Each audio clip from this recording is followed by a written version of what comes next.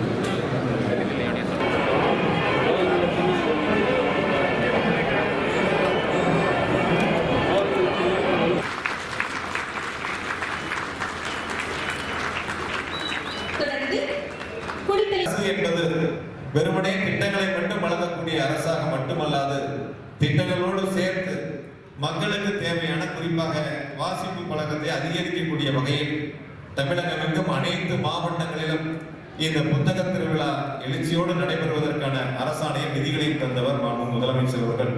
அவர்களுக்கு கரூர் மாவட்ட நிர்வாகத்தின் சார்பாகவும் புத்தகத்தினுடைய விற்பனையாளர் மற்றும் பதிப்பாளர் சங்கத்தின் சார்பாக மனமார்ந்த நன்றி இந்த நேரத்திலே பணிவன்போடு சமர்ப்பித்து நடைபெறுகின்ற இந்த நிகழ்ச்சி என்பது இன்று தொடங்கி ஒவ்வொரு நாளும் ஒவ்வொருடைய நிகழ்ச்சியோடு வடிவமைக்கப்பட்டிருக்கின்றன. குறிப்பாக 115 அரங்குகள் அமைக்கப்பட்டு அந்த அரங்குகளை இடம்பெற்றிருக்கக்கூடிய நூல்களை நாம் பார்த்த பொழுது இன்னும் நாம் கிட்டத்தட்ட ஒரு நாள் முழுவதும் இந்த அரங்குகளை நாம் பயணித்தால் ஒட்டுமொத்த புத்தகத்தையும் நம்மால் பார்க்க முடியும் என்ற அளவிற்கு அந்த அளவிற்கு நூல்கள் இடம்பெற்றிருக்கின்றன.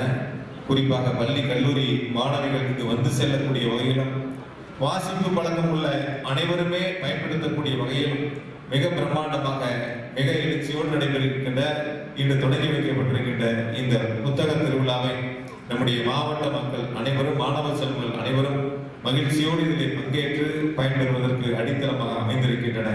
சிறப்பு வாய்ந்த இந்த நிகழ்விலே பங்கு பெற்றிருக்கின்ற அனைவருக்கும் நன்றியும் வாழ்த்துக்களை அன்போடு தெரிவித்து மாண்புமிகு தமிழகத்தினுடைய முதலமைச்சர் மாண்புமிகு தளபதி அவர்கள் பல்வேறு வரலாற்று சிறப்புமிக்க திட்டங்களை கரூர் மாவட்டத்திற்கு வழங்கியிருக்கின்றார்கள்.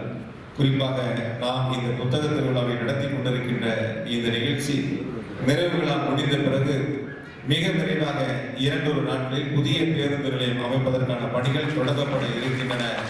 பல்வேறு சட்ட போராட்டங்களை நடத்தி குறிப்பாக உயர் நீதிமன்றம் உச்ச நீதிமன்றம் என பல்வேறு நீதிமன்றத்தினுடைய படிக்கட்டுகளிலே ஏறி சட்ட போராட்டம் நடத்தி இறுதியாக இந்த இடத்தை நம்முடைய தமிழகத்தினுடைய பொற்ற முதலமைச்சர்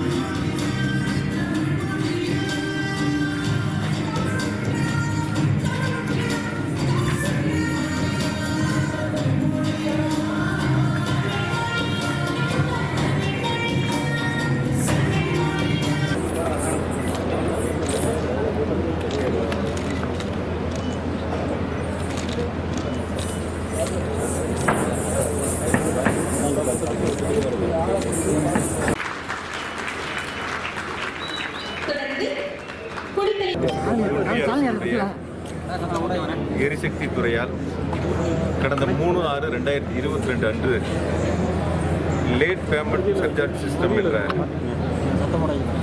குறிப்பாக வந்து 2 நாட்கள் என்ன பண்ணிட்டு இருக்குன்னா உங்களுக்கு தெரியும். இன்றையிலிருந்து தமிழ்நாடு மின்சார வாரியம் வந்து நிலுவைத் தொகை வழங்காததால் எக்ஸ்சேஞ்சில் வந்து மின்சாரம் பெற முடியாத சூழல் ஏற்பட்டிருக்கு. அதனால் மின்வெட்டு வரும் என்ற ஒரு செய்தி பரவி கொண்டிருக்கிறது. இது சம்பந்தமான விளக்கம் இப்போ உங்கள்கிட்ட சொல்வது என்னுடைய கடமையாக இருக்கும் என்று நான் கருதுகிறேன். பொதுவாக ஒவ்வொரு மாநிலங்களும் மின்சாரத்தை கொள்முதல் செய்கின்ற பொழுது அதற்கான தொகை வழங்கப்படுகின்ற பொழுது அவர்கள் அந்த பில்லை எவ்வளவு வந்து பேமெண்ட் வர வேண்டியது இருக்குன்னு கொடுக்கும்போது அதில் சில கருத்துக்கள் இருக்கலாம். அதிகமான தொகைகள் குறிப்பிட்டிருக்கலாம். வாரியங்கள் வந்து அதற்கான சில விளக்கங்களை கேட்கும்போது அதற்கான விளக்கங்களை கொடுத்து தான் இது வரைக்கும் வந்து அவங்களுக்கான பேமெண்ட் கொடுக்குற நடைமுறைகள் இருக்கு. ஆனால் ஒன்றிய அரசு கடந்த 3/6/2022